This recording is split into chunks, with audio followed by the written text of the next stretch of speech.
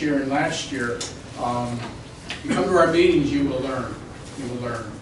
It's just amazing to me the programs that we've had, especially the one on the Filipino war invasion currency that Kyle and Mark did earlier this year. Amazing programs. Tonight we have the honor and privilege to have Bruce Braga with us to talk on coin toning. He's a local coin dealer, has been for decades. He supports our annual coin show every single year that I can remember, and I only go back 9 years. So he's here tonight. Let's give him a welcome. Bruce.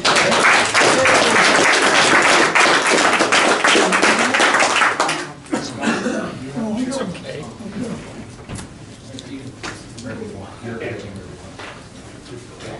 So thank you for having me here tonight. A little history about myself. I started collecting coins when I was 6 years old, which means I've been collecting coins for 59 years. My great uncle Glenn got me started, and he was an avid collector in San Jose. And I grew up in Los Gatos and haunted the coin shop there. Marcus Reeves was the owner of the shop, and I spent a lot of years going in and out of there.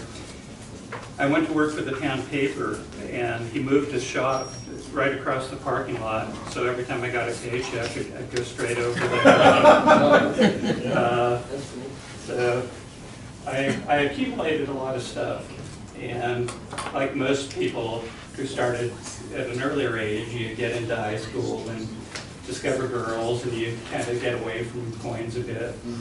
And I bought a house when I was 21, and while I was at work, my wife was at work, someone came into the house and helped themselves to my collection. That was back in 1975, and I lost about a $40,000 collection. So that took my heart out of it for a while. Probably got back into it 8 or 10 years later. And so I got back in my 30s, and I had a fair amount of discretionary income by then, and was accumulating a lot of stuff again. I put a Morgan dollar set together. My goal was to put together an uncirculated condition, and got down to the last 2 coins, and they were going to be about $100,000 if I found them in uncirculated, so I settled for 2 AU-55 coins and completed the set, or declared it complete.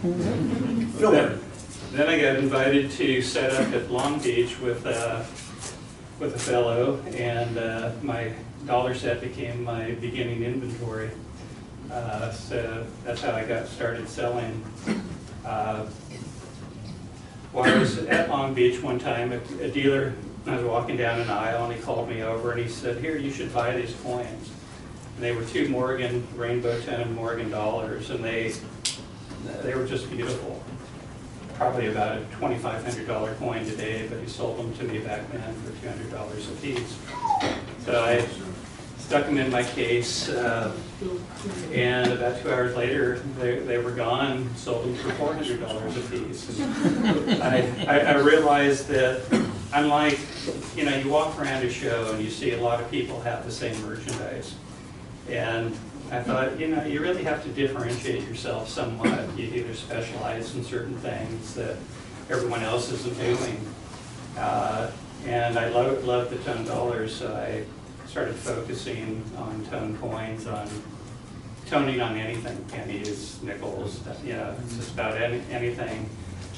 Gold will tone once in a great while, but it's pretty unusual to find a real pretty tone gold. So that's how I got into becoming a coin dealer from being a collector accumulator. So what I'd like to cover tonight are 3 topics: different types of toning on coins, examples of tone coins, which I have a couple of boxes here with various types, and the influence of the toning on the price of the coin. I'll get that from him. So there's numerous types of toning. You know, one of the most common is rainbow toning, which occurs when the bags were stored and, you know, sealed up and stored in vaults for years. The bags would emit a sulfur gas that would tone the coins generally at the top of the bag, wherever there were air gaps and stuff. You get end roll toning. My favorite end roll piece was is now owned by one of the club members here who has it here tonight. So I think it's right down there. It's a perfect cartwheel of color. Going around. Only seen 2 or 3 pieces like that in all Oh, years. I do want it back, but You know, album toning, things like the Wade Raymond holders, the Whitman holders, and the Brown Dansko albums will tone coins, especially nickel. They do a real good job of toning them if the coins stay in there long enough. You've got coin flip toning, like the old yellow, well, I guess they're called craft envelopes, 2x2 envelopes, you know, with the row boxes and stuff, coins that sat in there. They sometimes tone beautifully for two-sided toning. You have bullseye toning. I wish I could throw a few slide. Do you have them here? There's a couple of bullseye pieces in that one right there. This just slips up. No, it's sealed shut. Oh, okay. Get the whole thing in there again. Yeah. But anyway, you can come up. I've got them, or you can pass it around. I've labeled the different types So of. this will, yeah, that works. gotta turn it around. Oh, cool. Upside down. Upside down, turn them over. We're gonna stand on our head. We're gonna tilt it a little bit too.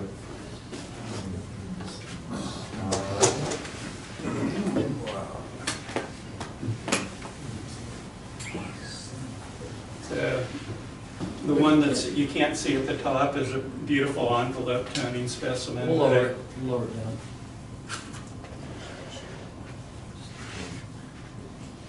Bring the whole tree down here.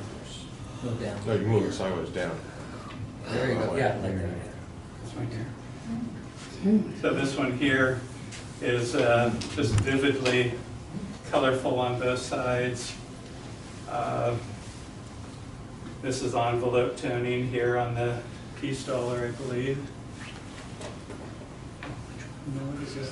1914. Oh, that's a bizarre coin I bought.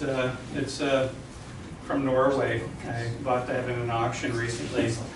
An old boss of mine was Norwegian, and he asked me if I could find him a nice Norwegian coin. So I picked that up, and next time I see him, I'll probably give that to him.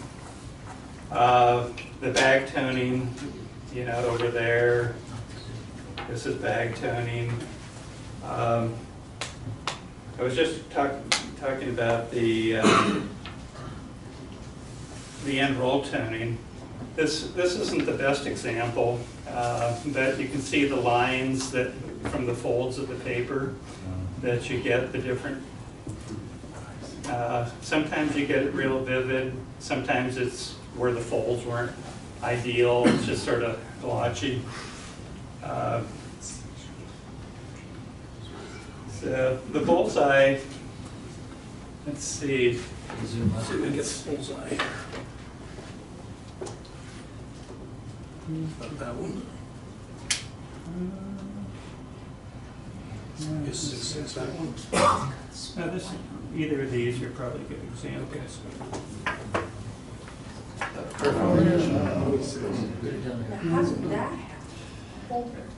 Well, the funny thing about this holder is I believe it says it's 100% white. It does say it on there, label. scoot it down, Tony.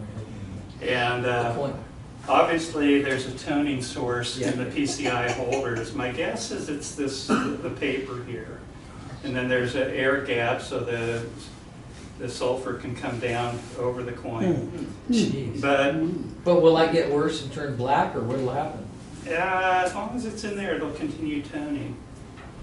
And But- I wondered about the paper, but I'm also suspicious about what it said in here. Because the toning is so even going in from all all sides that are, it wouldn't surprise me if there isn't sulfur in that insert that's holding the coin. Is that from a third-party grader? PCI. PCI. PCI, I'm not okay. sure they're around anymore. I'm surprised they would put something with sulfur in there.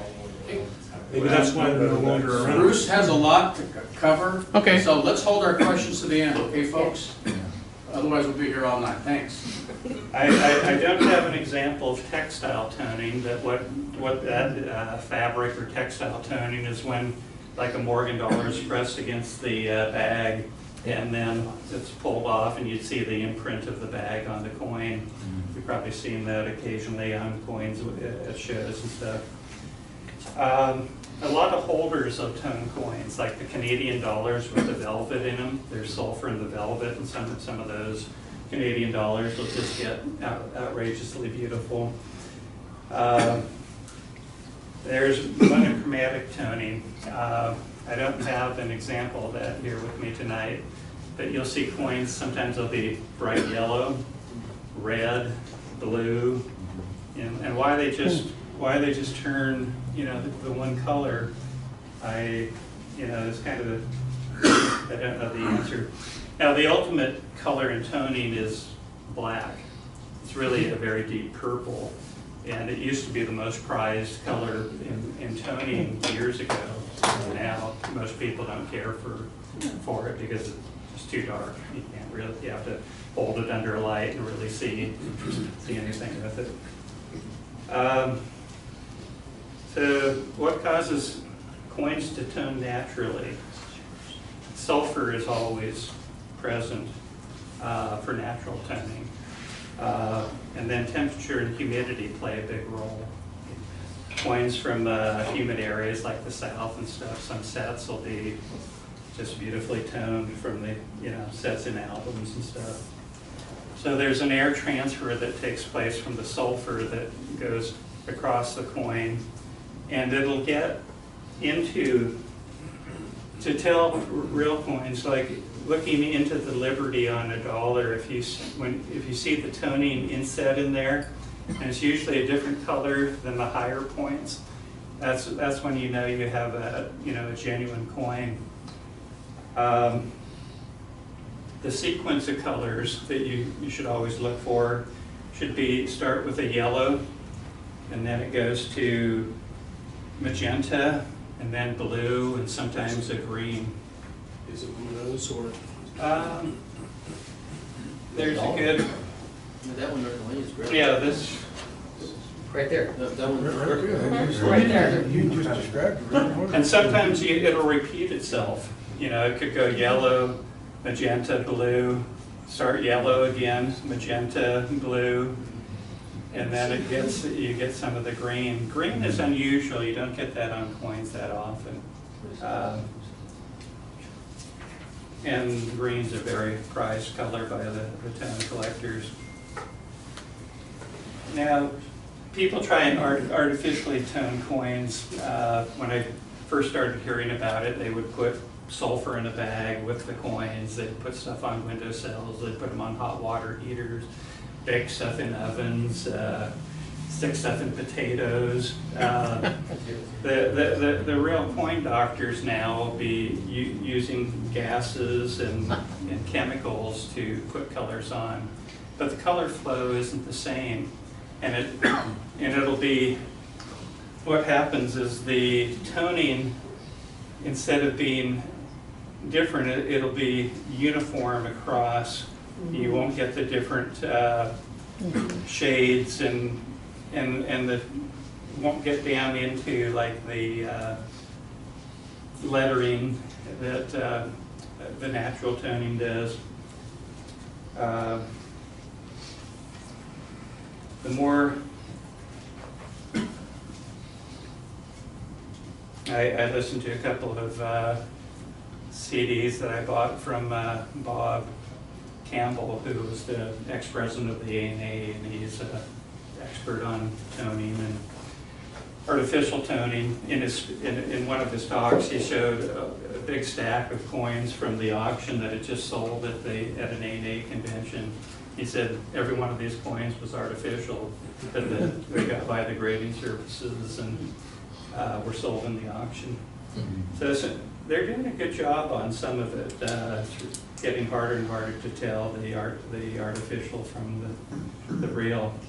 Now, the more intense the color, the higher a price you'll get for the coin. And what really helps is when you have either a proof-like or deep mirror proof-like finish to the coin, it reflects the color back and really makes it stand out. Generic coins, ones that they made millions of them, with real pretty color, bring huge multiples over the value of the coin without the color. Now, if you had that same color on a 1893 S Morgan in Mid-State, you'd get extra money for it, but you wouldn't get 10 or 20 or 30 times the value of the coin like you do with the lower price coins. Should be happy.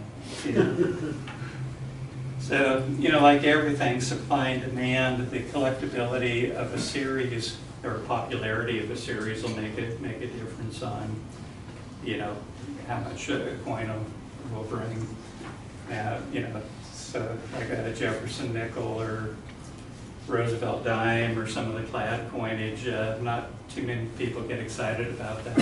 But occasionally, I've got an album of quarters, and there's a lot of really pretty ton quarters in that album. But they might be worth $25 worth. That same color were on a seeded quarter, might be worth an extra $1,000. And there's a couple of series that the planchets just don't tone. Peace dollars and standing liberty quarters. I've seen very few outrageously colorful quarters. I've probably seen about 4 or 5 standing liberty quarters that were just monsters, and probably seen about 20 peace dollars now. It used to be I'd be looking for pretty tone peace dollars, and I'd find maybe one a year that I thought was okay, and I was fortunate to be able to buy a big chunk of a hoard of ones that came in from Hawaii. Where every single one that the guy had, I would have bought in a flash, but he had like 500 of them, so it was $300 a piece. So yeah. That was getting a little pricey. So that's about what I was going to cover tonight. Does anyone have any questions? So, all you know, I worked for Chevron, and many years ago when I started out, I don't know, I was probably 25 years old, and I worked in a sulfur recovery unit, which makes hydrogen sulfide gas. And my job was to check the rundown pots and make sure that they're flowing, because they would plug up on occasion. And one day I brought a Morgan dollar to work. And I stuck it in the gas, we're talking 2 seconds, I pulled it out. The entire coin was solid, black as his sweater right here. Completely black. And so one thing he didn't mention is toning is a progression, and unless you put it in a holder like that where it's sealed and can't get any more causing it to tone to stop, they'll stay like that. But see how dark that's getting? If that coin was allowed to continue to tone like those ones in those PCI holders, it might take 200 years, but eventually it'll turn black and it won't be pretty anymore. And that's a fact. And same thing with any red coin, Lincoln, the red versus red brown. 200 years, even in the holders, are all going to be brown. It's just a fact. So anyway, that was my 2 cents worth here. Yeah, Bruce. Yeah, Bruce. Quick question: can you give us any guidelines to differentiate natural toning from artificial toning? A couple of things that I picked up from is, looking in through here and seeing if the toning is down into the devices on the coin. And generally, the rims should be different on the coin. They shouldn't, if you see a color that goes across the rim and is the same going across the coin, it's 99.9% artificial toning.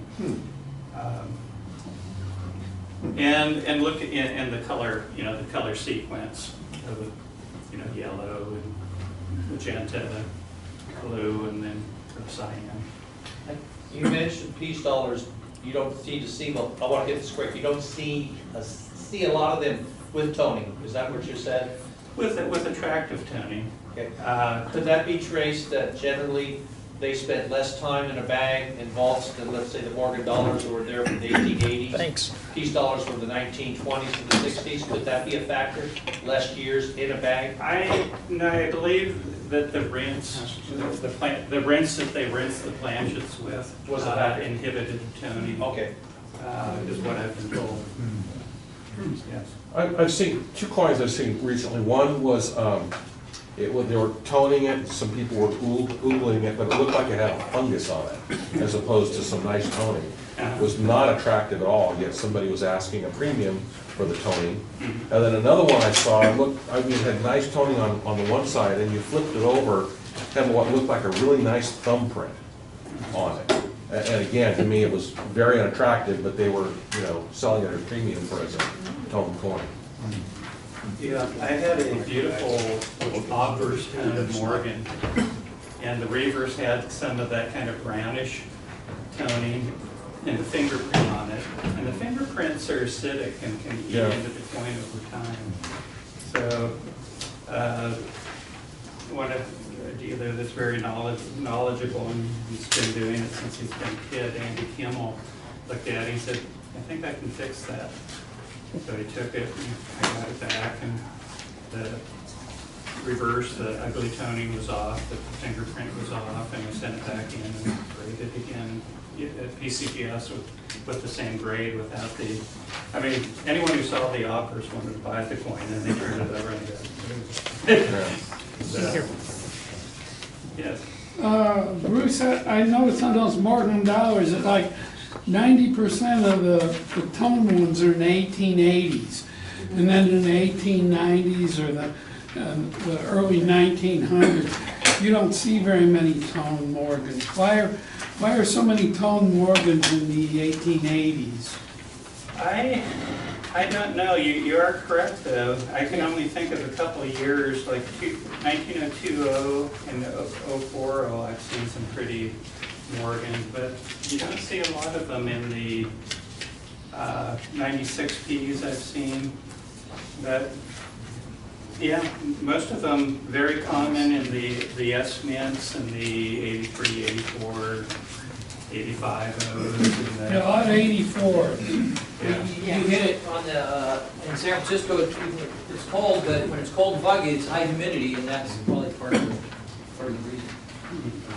Of course, when we were talking about the industrial revolution, steam engines, burning coal, lots of sulfur in there.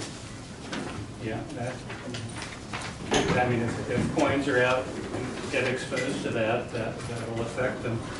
I had a question mark in one of these two displays on it's just a 1 ounce silver round where the obverse is toned pretty, and I assumed that it was sitting in a tray, maybe on a velvet tray. A lot of times in a coin shop or something, they may have lights, in the display case, and so the heat and the velvet will create the conditions for toning. Bruce, on your handout, I noticed under artificial toning, it says your toning, I assume that means artificial toning doesn't get into the devices of the coin like natural toning. And natural toning will appear on the high points of the coin and on the edge. I mean, the edge, you mean the reeded rim of the coin? Yeah. Could you elaborate on that a little bit? Natural toning doesn't seem to adhere to the rim of the coin normally. And so if you see the same color on the rim and going across the coin, then... On the reeded edge, you mean? Yeah. Or not in the reeds themselves on that side of the coin, but If the coin's lying flat, the flat the outer surface the reeds start from, that usually won't be toned on a normal bag toning. Yeah. Yes. Like to expand on what David said, because we're both, some of the champs here with tone coins, so many of them in the 1883s, 1884. Then you get up to 1895 or 1896 and all those, and it's not hardly there. Some dealers had told me they wondered if it was where the silver came from to make those silver dollars, that the 1880s maybe came from a different source of silver. I don't know that we'll ever find that out. But while you had a silver eagle up there that was blue, I was wondering if we could put that back into the light for just a minute. Because it's a real important note we can make there about what I call the monochrome blue. Is when I see a monochrome blue, I look at it 10 times, because the monochrome blue is about the easiest to artificially color, because it's all one color. Right. And I wasn't sure about that one. I just thought that would be a good one to put back under the magnifier. I've also got some of the coins artificially toned that I don't think are artificially toned. This is a real arm wrestling issue here with artificial and not. Yeah, I mean, you get new graders in at the grading services all the time, and they make their mistakes. I found fewer mistakes with NGC and more mistakes with PCGS. Now, the one I'm talking about is an American Silver Eagle. While she's looking for that, or while he's looking for that, yeah, the whole thing of toning is very subjective. So I sent a very pretty tone, Liberty Dime, no stars, to CAC. It was in a PCGS holder, and he would not tone this coin. And I called him and talked to me. He goes, I've seen this coin before, and I know a famous coin doctor is doing this to these coins. So when there's a doubt and he's not 100% sure, he will not sticker it. And same with the grading companies. If there's any doubt, they won't sticker it. And to me, the key is if it doesn't look totally natural to the eye. So I've got coins where I keep them as just a reference because of the gold color on them. And when I get another coin and I put it aside, and I said, yeah, that's original. And then I put this one aside, no, this is artificial. So you got to look at a lot of tone coins because it is very tricky. I know. Why don't you come out and pick out which coin you want to send? Oh, it's just an American Silver Eagle with blue toning. That's in a, I think PCGS, it's a blue. It's monochrome blue. Well, I got another question for you. It's what I would call the nouveau tone. The Eagles, like what she's talking about, they're only a few years old, yet they've got all this deep toning and rainbows. Where's that coming from? From the coin doctor. Okay, we're gonna take one more question. One more, David. I have a Morgan dollar that is toned by, it looks as if something that toned it was laying on it, or it's artificially toned, because the lettering is toned, but underneath the lettering is clear, silver. And then the face, of course, the base of the coin is toned the same. It's rainbow toned. I should have brought it, and I forgot to get it out. I guess I'll throw out one question. Most dollars are toned or one-sided toning. Yeah, this is only Occasionally, one side. some of them are two-sided. Can you guess how that happens? An album. In an album, or? No, rainbow toned on this. What I'm thinking is one end, the obverse was against the envelope or something? The bag folded over. They would inventory the bags periodically and, count them and move them. Yeah. So the coins would shift in the bags. Oh, wow. So sometimes you'll get two-sided toning. Or if it's sticking out at an angle where the sulfur gas can get to it at both sides, and you can get, partial toning for the part of the color that was exposed. Well, if you look at the Silver Eagle, that's when I'd have a big question about whether it's really real. And of course, it's at a PCGS, holder, which I have found them to have more artificially toned coins. Just my observation. Yeah, I've got a first, what do they call it, the first release or eagle that's just monster tone. And, you know, so it would have come out of a sealed, it should have come out of a sealed American Eagle box of 500 coins. And so how on earth, you know, could that have gotten toned like that? It's just kind of amusing to. And no scratches, no. Yeah. Okay, that, Can I ask something? we gotta move on, guys, it's almost 8 o'clock. Hit them up at Sorry. the break, there's lots of nice coins in it if you want to see them in person. All right, excellent talk. Very good.